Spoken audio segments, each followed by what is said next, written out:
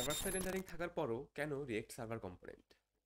Client side rendering এর slow initial render আর bad SEO পারফরমেন্সের মতো সমস্যা সমাধানে সার্ভার সাইড রেন্ডারিং খুবই ভালো পারফর্ম করে, কিন্তু ইউজার এক্সপিরিয়েন্সের জন্য লার্জ টাইম টু ইন্টারেক্টিভের মতো বাজে সমস্যার সৃষ্টি করে। রিয়েক্ট সার্ভার কম্পোনেন্ট এই সমস্যার অসাধারণ কিছু সমাধান নিয়ে আসে, কিন্তু এর প্রকৃত গুরুত্ব বোঝার জন্য আমাদের সার্ভার সাইড রেন্ডারিং এর সমস্যাগুলো একটু ভালোভাবে বোঝা দরকার।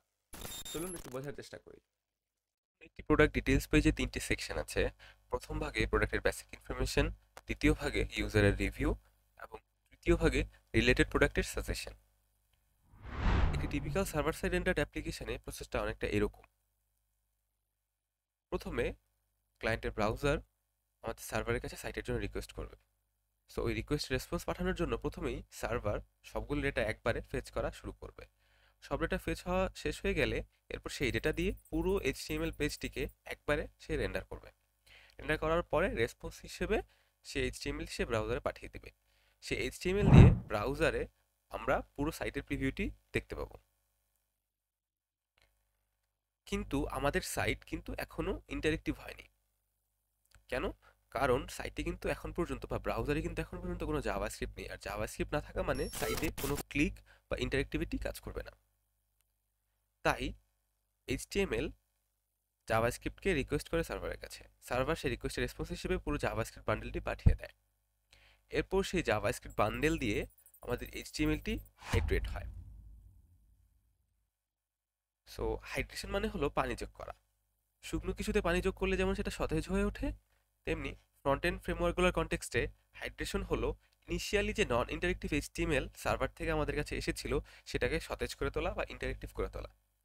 অর্থাৎ সার্ভার থেকে যে এইচটিএমএল এসেছিল সেটার সাথে এর ইভেন্টলি সোলাগুলো যোগ করা, যেন এটার সাথে ইন্টারেক্ট করা যায়, আর যেন রিয়েক্ট ডমের উপর তার দখল নিয়ে পরবর্তী ইন্টারাকশনগুলো ইফিসিয়েন্টলি হ্যান্ডেল করতে পারে। এখানে লক্ষণীয়, একবার রিকোয়েস্টে একটা পেজ কিন্তু শুধুমাত্র একবারই হাইড্রেট হয়। তাই হাইড্রেশন শুরু হওয়ার আগে পুরো জাভাস্ক্রিপ্ট বান্ডেলটাই কিন্তু ব্রাউজারে ডাউনলোড হতে হবে। তাই জাভাস্ক্রিপ্ট বান্ডেল যত বড়, সেটা ডাউনলোড হতেও তত বেশি সময় নেবে, আর হাইড্রেট হতেও তত বেশি সময় নেবে, আর আমাদের পেজও ইন্টারেক্টিভ হতে তত বেশি সময় নেবে। এখন প্রশ্ন হলো, ট্রেডিশনাল সার্ভার সাইড রেন্ডারিং এর এই লার্জ টাইম টু ইন্টারেক্টিভ সমস্যা আমরা কিভাবে সমাধান করতে পারি? Let's try. আমরা যদি একটু চিন্তা করি, একজন ইউজার সাধারণত একটা পেজের পুরোটা কিন্তু একবারে দেখেন না। ইনিশিয়ালি আমাদের ভিউ পোর্টে বা আমাদের স্ক্রিনে শুধুমাত্র হয়তো আমরা প্রোডাক্টের ডিটেলসটি দেখতে পাবো। বাকি অংশ দেখতে হলে আমাকে স্ক্রল করে নিচে যেতে হবে, সেটা একটা সার্টেন টাইম পরে হবে। তাহলে আসলে কি আমাদের পুরো পেজের ডেটা একবারে ফেচ করার প্রয়োজন আছে? আর পুরো এইচটিএমএলটাই কি একবারে রেন্ডার করার প্রয়োজন আছে? উত্তর হলো না। আমাদের ইনিশিয়ালি শুধু প্রোডাক্টের বেসিক ইনফরমেশন প্রয়োজন। তাই একটি পসিবল অপটিমাইজেশন হতে পারে, আমরা আমাদের পেজটিকে চাঙ্কে চাঙ্কে ভাগ করে ফেলি এবং পুরো এইচটিএমএল একবারে ব্রাউজারে না পাঠিয়ে যখনই একটি চাঙ্ক রেডি হয়ে যাবে তখনই সেটা ব্রাউজারে পাঠিয়ে দিব। এভাবে একটু একটু করে পুরো পেজটা আমরা ব্রাউজারে পাঠিয়ে দিব। কংগ্রাচুলেশনস, আপনি মাত্রই স্ট্রিমিং এর কনসেপ্টটি বুঝতে পেরেছেন। আমরা যদি আরেকটু চিন্তা করি তাহলে বুঝতে পারবো পেজটির প্রথম সেকশন যেখানে প্রোডাক্টের বেসিক ইনফরমেশন আছে, সেই সেকশন অলরেডি সার্ভারে রেন্ডার হয়ে এইচটিএমএল হয়ে গেছে, এবং এই সেকশনে ইউজার কোনো ইন্টারেক্টিভ কিছু করবে না। অর্থাৎ এই সেকশন শুধুমাত্র ইউজারের দেখার জন্য, ইন্টারেক্ট করার জন্য না। তাহলে আমাদের কি সেই সেকশনের যে জাভাস্ক্রিপ্ট ফাইল সেটা আবার ইউজারের ব্রাউজারে ডাউনলোড করার প্রয়োজন আছে? উত্তর হলো না, নেই। কিন্তু ট্রেডিশনাল সার্ভার সাইড রেন্ডারিংয়ে আমরা এই কাজগুলো আননেসেসারি করি এবং পুরো জাভাস্ক্রিপ্ট বান্ডেলটি ব্রাউজারে পাঠিয়ে দিই। তাই একটি পসিবল অপটিমাইজেশন হতে পারে, আমরা শুধুই ইন্টারেক্টিভ কম্পোনেন্টের জাভাস্ক্রিপ্ট ইউজারের ব্রাউজারে ডাউনলোড করব। যেসব কম্পোনেন্টে কোনো ইন্টারেক্টিভিটি নেই সেগুলো আমরা ডাউনলোড করব না।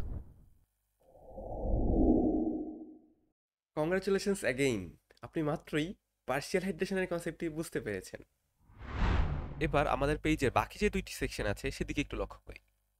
রিভিউ সেকশন আর রিলেটেড প্রোডাক্ট সেকশন, দুইটি কম্পোনেন্টই ইন্টারেক্টিভ কম্পোনেন্ট। অর্থাৎ ইউজার এই কম্পোনেন্টগুলোর সাথে ইন্টারেক্ট করতে পারবে।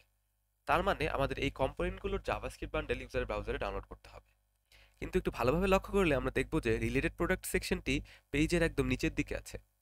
প্রথমবার যখন পেজ লোড হবে তখন কিন্তু ইউজার এই সেকশন দেখতে পাবে না, হয়তো উপরে দুইটি সেকশন বা একটি সেকশন দেখতে পাবে।